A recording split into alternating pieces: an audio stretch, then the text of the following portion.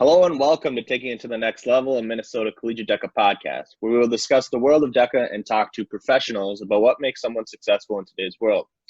I'm the president of Minnesota Collegiate DECA, Zach Spohn. And my name is Jack Pine Kappas, and I'm the Northern Region Vice President of Minnesota Collegiate DECA. Today we'll be discussing Collegiate DECAs from an advisor's point of view. Here with us we have Ralf Mehnert-Meland and Lori Johnson, two wonderful advisors from the MSU Moorhead chapter. Why don't you guys tell us a little bit about yourselves before we dive in? Lori, would you like to go first? Sure. I am originally from the Fargo-Moorhead area, grew up here, went to school at MSUM and ended up teaching there. And I have a husband, 2 children, and 5 grandchildren that keep me busy. And Ralf? So Ralf Mehnert, I'm not from here, I'm from Germany originally. Started being advisor at DECA about 2 years ago. Totally new to DECA and was totally surprised in a positive way what I found. Like I said, moved here from Germany, been teaching for 25 years, but spent most of my career actually on the business side of things in the software industry. Cool. So let's keep with our trend of starting at the beginning. I'll ask this question to Lori first. How did you actually become a DECA advisor? How did it all start for you? Okay, so originally the School of Business had an organization called Dragon Business Association. So, and I had been one of the advisors for that for a few years, and we had a freshman come on campus and he was like, I really want to start a DECA chapter. I really want one. And I was like, yeah, but DECA's about marketing and this is like a business organization. And he's like, no, it's so much more. And my only exposure to DECA was in high school, and it was basically all the marketing kids. So I thought it was about marketing. And so he brought in he was so adamant, he called the state executive director and she drove to Fargo and we had a meeting and wonderful conversation we had. I learned a whole lot and we were like, okay, let's give it a try.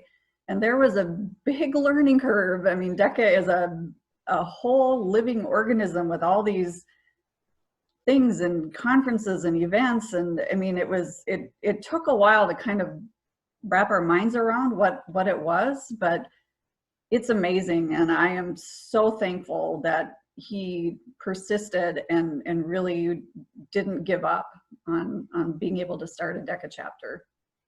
Sure. Ralf, how did you join us a couple of years ago? Lori made me. It was a very good thing. I mean, she asked me, and I had no idea. I didn't grow up here, obviously, so I had no idea what DECA was even from high school. And Lori asked me, and I said, sure, I'll give it a shot. And as I said earlier, I mean, it's been amazing in a very, very positive way. So yeah, I learned a lot, like Lori did as well. I learned a lot, and coming in with no expectation at all, I thought, okay, so maybe a couple of competition, people learning stuff. But it's way more than that, which is awesome. Mm-hmm. Ralf, from an advisor's perspective, what is DECA? What does it mean to you? So I look at it from a business perspective. Yeah, as I mentioned, I spent a lot of time in the business side of things, and for me, it's really prepping students to be ready to present to themselves on whatever they're supposed to present on. Learn how to do it, not only from a speaking perspective, but from an appearance perspective. And so for me, it really is a preparation for the real business world. And I've been judging a little bit as well, both on the college and on the high school level. And I've had presentation where I told the presenter, that is a presentation you could have given to a CEO of a Fortune 500 company. So for me, I look at it from a business perspective and preparing our members for the business world. And getting the confidence as well. I mean, it's not just to speak nice and present nice. It's also confidence to walk in and answer a question to which you don't know the answer. And by the way, the answer to that is, I don't know, but I will get you the information. Yeah, I definitely believe that confidence is a very important part about it. And it really helps with public speaking skills and just being able to be a leader and stuff. So what about you, Lori? I would say the same thing. Ralph and I have similar backgrounds. So teaching isn't my first profession. So I came from a tech industry, worked in a company. And so again, from the business world, DECA does prepare you. It prepares you to think on your feet. It prepares you to have confidence. It's a great way to prep yourself for life outside of college. Awesome. So we've kind of talked about this a little bit, but you guys, like you said, come from unique backgrounds that maybe other DECA advisors don't. So you might have a unique perspective on this. What do you think that individuals specifically, or maybe not specifically overall, take away from being a part of DECA? Like, what skills specifically do you think really put them a leg up? I guess we always kind of talk about how DECA prepares students for, when they leave school. How does it give them a step up in the business world? I don't know, Lori, you want to take that one first? Yeah, because I've actually been speaking to some of our alumni recently, and so that was kind of one of the questions that I asked them. I'm like, how has DECA helped you in your career?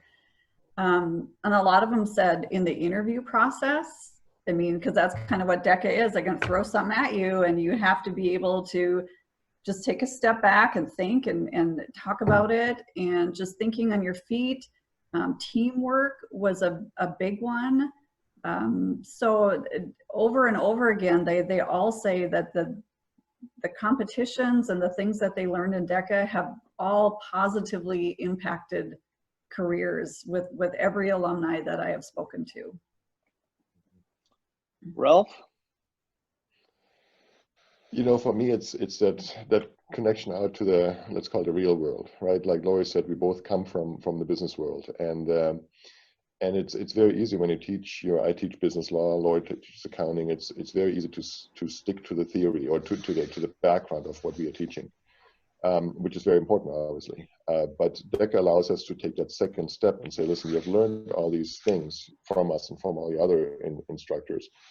Now we're going to show you how to use part of that, but also then develop that whole skill of presenting yourself. Like Lori said, the interview process is a big deal as well.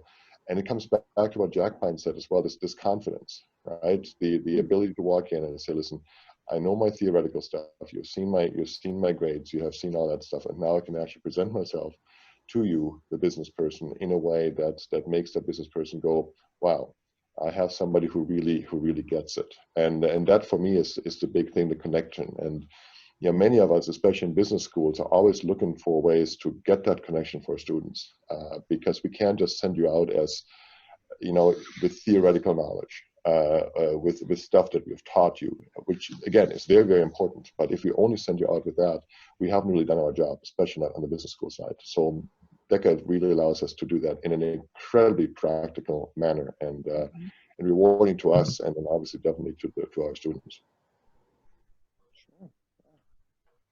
All right, so the next question is kind of a fun one. What is your favorite and your least favorite aspect of Collegiate DECA? Lori, do you want to start? Yeah, the favorite is definitely the travel part with students. I think you get to see a different side of them, and to me that is what creates this DECA family. I mean, when you travel with people, you see every side of them, and it's fun. I mean, even my husband, he's like, he calls them my DECA kids, because he's just like, you have two families. You have your DECA family and you have our family, and so I think that is my absolute favorite part. And then my least favorite part, is that what you asked? Yes. Yeah. Your least favorite aspect. Probably just maybe the registration and the paperwork side would be maybe my least favorite part. I don't know if but it's just it's the administrative stuff. I mean, that it's necessary, but the fun part is the actual working with students and competing and traveling. And what about you, Ralph? I have to agree with Lori. I mean, getting to know you all. I mean, that's a big part of it. You know, it's one thing to have you in a class, a totally different discussion to sit on a plane and almost miss a flight and run around and try to get luggage and all that. So that is really a really an awesome part. You know, very often if you teach, luckily we have smaller classes here at MSUM, but you still you lose that connection. If you have 30 students in your class, you know it's tough to get a really close connection. DECA allows us to get that connection, at least with some of you, and hand in hand with that really is to see you succeed.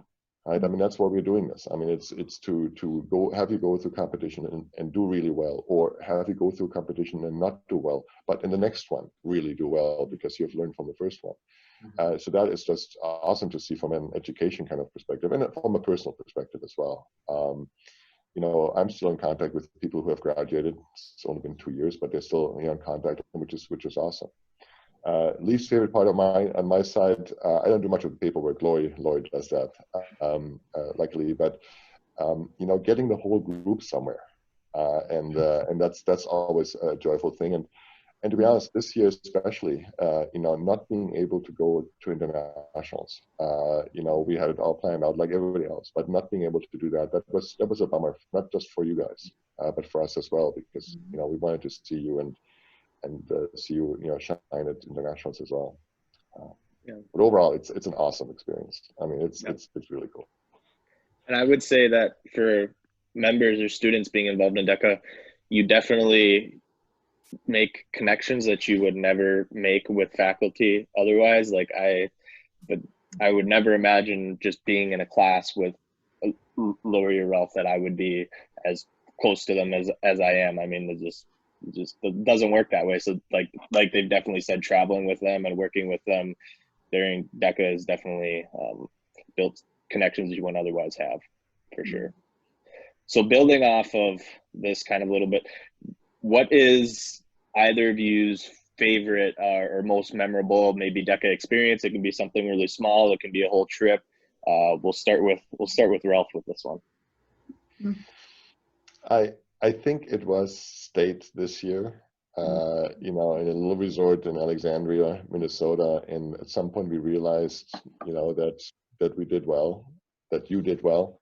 You know, Laura and I were just there for chaperoning. Oh, don't be modest. You can say we. No. So that really was that always is an amazing moment.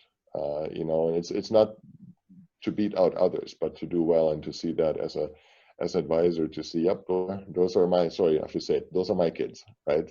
Like Lori said, these are our kids, and they did really well, and that's always an awesome thing. So yeah, there was a swimming event in Florida too last year, I think, that we had a lot of fun at. But Lori? I think one of my favorite memories is early on. We probably only had been after 2 or 3 years, and we had somebody win our first place at the international conference, and that was a big moment that this little tiny school up in Minnesota and that who had barely existed for a few years could send some. And the thing is that the 2 people who won it, they hadn't really read the guidelines very well, and so what they had prepared they couldn't use. They had to go back to their room and basically start all over to present the next day. And they were just like, they just wanted to just throw in the towel. And I said, no, you can do this. I know you can. Just, you can go back, follow the guidelines, and you can do it. And they did. And that at the final awards presentation, we sat there and they do, 3rd place, 2nd place. And then when they called their name, you would just not believe the look on everybody's faces in our organization. And that truly stands out as really one of the highlights. I mean, and I think our group really gained momentum after that. I mean, it was a really big deal. And it also just proved anybody can do this. If you put your mind to it and you try hard enough, you can do it. So that was really fun. And maybe to expand a little bit on that as well. I mean, the fact that you two are here and engage at the national level. I mean, you know, when students go beyond even just being a member of the organization, but leading it as well, you know, and you develop those leadership skills, which again is another thing that you will need in real life, which is you know, a great thing to see as well. So. Well, so taking a bit of a turn, not everybody knows about DECA, and I mean, each year we get new students, and so I wanted to ask you guys, from an advisor's point of view, who should be a member of Collegiate DECA? Like, what type of students is this organization for? Ralph, do you want to start? Anybody who is going to work in a business, right? And that can be somebody coming out of business school because you're going to be the accountant, or you're going to be at some point an attorney, or you're going to be in sales, or somebody who is on the marketing side or on the communication side. Anybody who is going to be in a situation where they're going to contribute in some way, shape, or form to a business, they should be here, because you learn here how to, like we said earlier, to present yourself, to present whatever your task is that you were tasked with. You learn that confidence that you need to have. So I would definitely not restrict it just to people who are on the business side of things. I mean, I would say somebody in computer sciences, right, should learn presentation skills, and you can learn that here.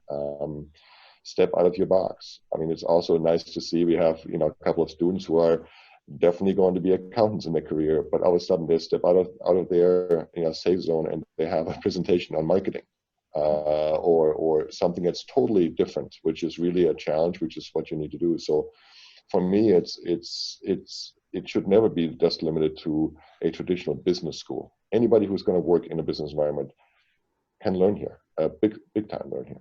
Mm-hmm. Then what about you, Lori?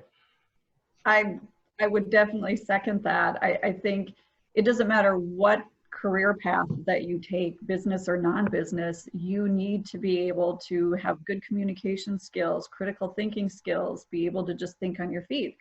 Somebody's going to ask you something and you just don't want to have this deer in the headlight look. You have to be able to formulate an answer like we are when you're putting us on the spot, and that those are just really good skills for absolutely anybody who's going to be out in the workforce, you know, to develop and practice. DECA is a safe place. It's a safe place to sometimes not always maybe do the best, but then you get feedback and you get coaching, and that's what life is all about. Nobody expects you to be perfect the first time around. And, you know, some of those first-time competitors, you can tell they're first-time competitors, but with feedback and coaching, they get better and better. And I think you guys maybe feel like that too. From, you know, every year you feel like you kind of move a step up. Definitely. And I think to your point about maybe doing it and not doing as well as you might hope, even those students, I don't think that they're like, they ever look back at it and they're like, gosh, I can't believe that I did that. That was such a waste of time. I mean, putting yourself out there, and like Ralph and Lori kind of said, learning those skills that you're going to need regardless kind of what your future career plans might be. It's not something you're going to look back on and think that was a waste of time. I guess you're not going to regret it, is what I'm trying to say, I think. Mm-hmm.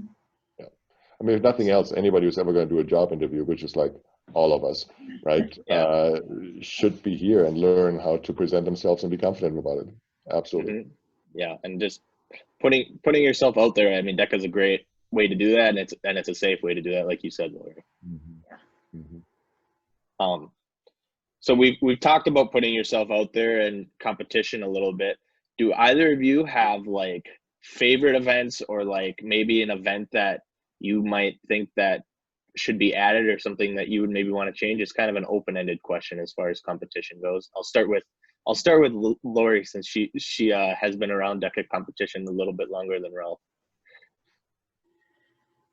I don't know that I have a favorite. I like individual events, because I think then you need to see what you're made out of. So, you know, what can you do? How can you look at a situation and think critically and present it and whatnot? But I also, there's such a huge part of team events that are fabulous, because that's the workplace today. The workplace today is very collaborative, and you have to be able to work with somebody maybe with a different viewpoint. And you know how I've seen this a lot in team events where they clash a little bit, and you know, how are we going to present this and what are we going to do?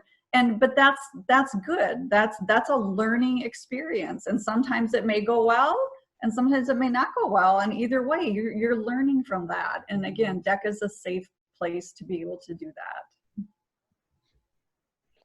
Yeah, from my end, so to expand a little bit, so there's two things. The first one on the team events, I think we should look into having bigger teams.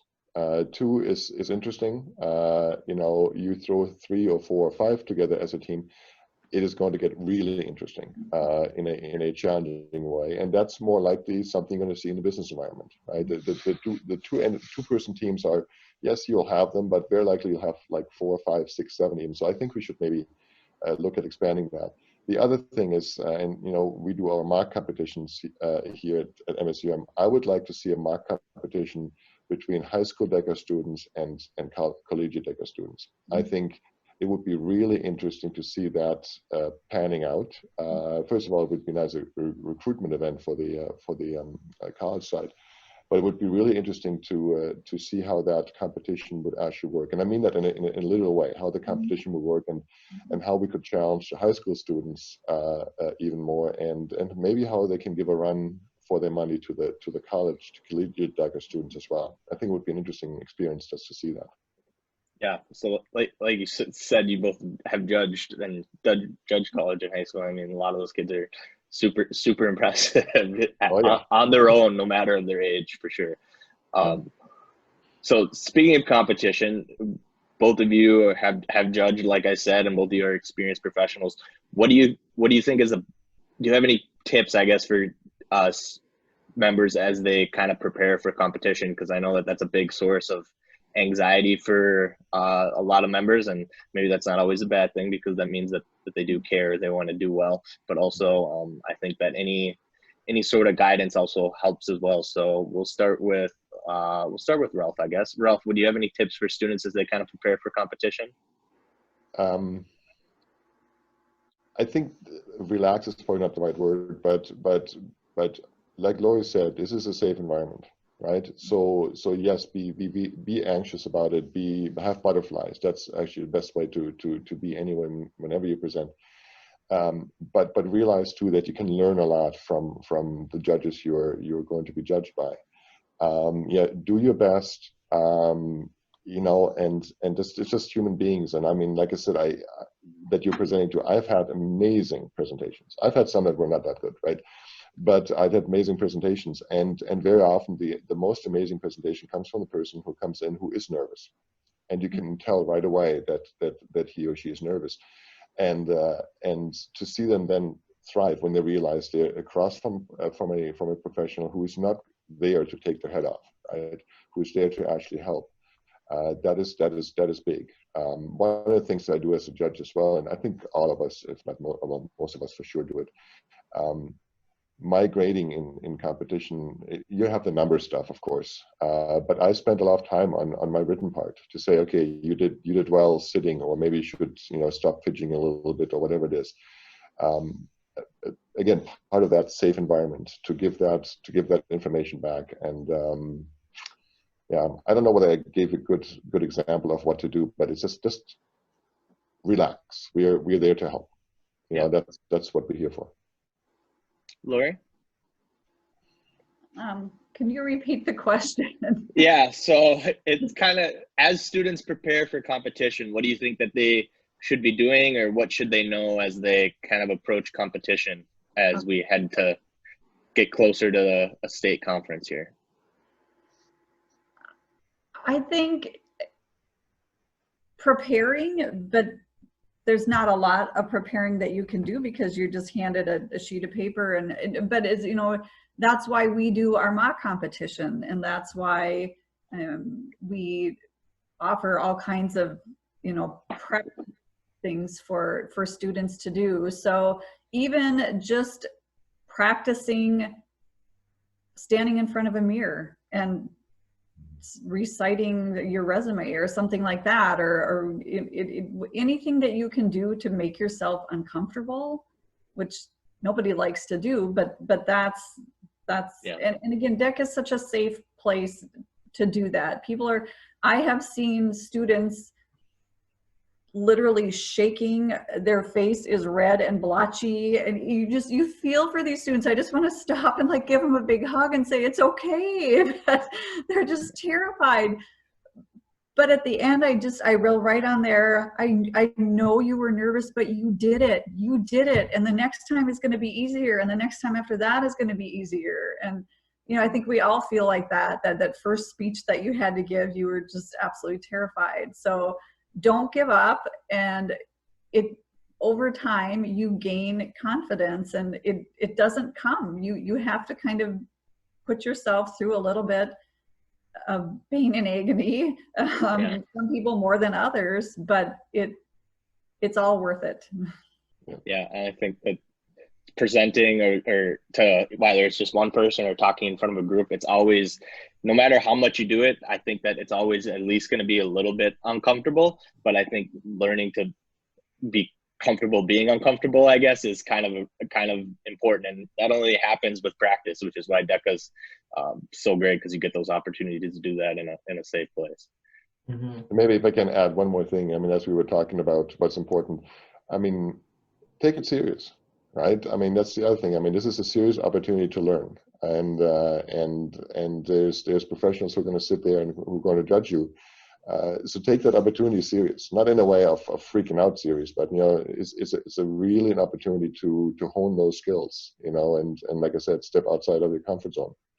Like I said earlier, maybe another piece of advice is, you know, if your big thing is accounting, you know, maybe not only do accounting competitions every time, but do a marketing. And Lori, I didn't mean to say anything negative about accounting. But, you know, step outside of that comfort zone as well to say, yeah, you know what, I have no idea about HR, but I'm going to do a competition because I want to learn. You know, I want to be confronted with the topic I know nothing about, but I'm going to present on. Mm-hmm. Mm-hmm. Yeah, back to what Lori said about like doing the mock competitions too. Like that really helps students to be able to get a like firsthand experience when it comes to what really happens at CDC. Because if you don't have like a mock competition or something like that, it's really hard for students who've never been a part of an organization like DECA to understand, well, what do you mean when you say competition and stuff? Like what is that? What does it entail and all that? So I definitely think that's really good. Really good that MSUM was able to do that, and other schools as well are able to put on mock competitions and stuff.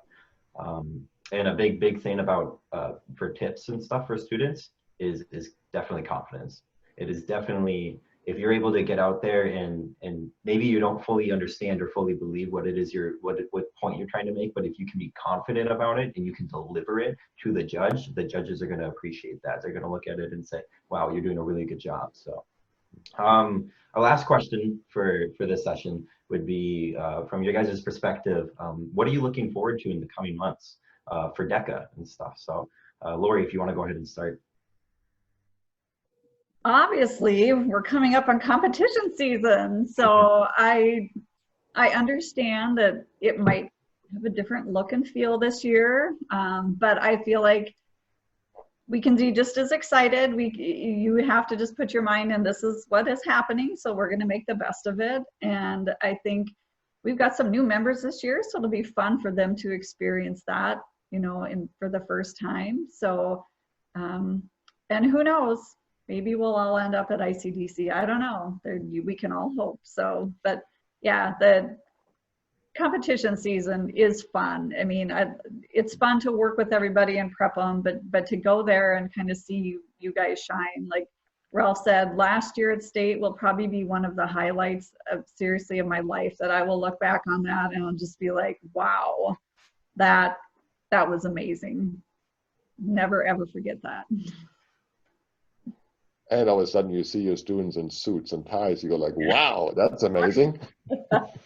So, yeah, I'm with Lori on the, you know, hopefully we'll have, you know, live competitions. But here's the other thing too. I mean, not having it is maybe not, having it virtual is maybe not a bad thing, because you all know we have to live with that. We have to present right now in a business environment, in a virtual environment. So you have to figure this out. It's not fun. It would be much more fun to be in person and meet up, but right now we can't. And so again, use this opportunity, as grouchy and as gross as it is, use this opportunity to learn how to present, via virtual environments.